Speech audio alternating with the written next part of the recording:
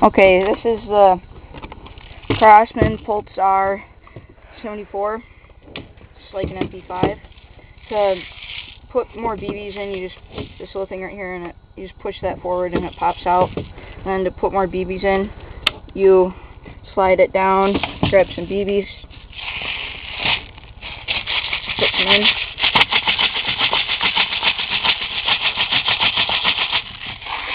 And then just slide that back, give it a bunch of, you have to spin it a bunch of times, and then pop it back in.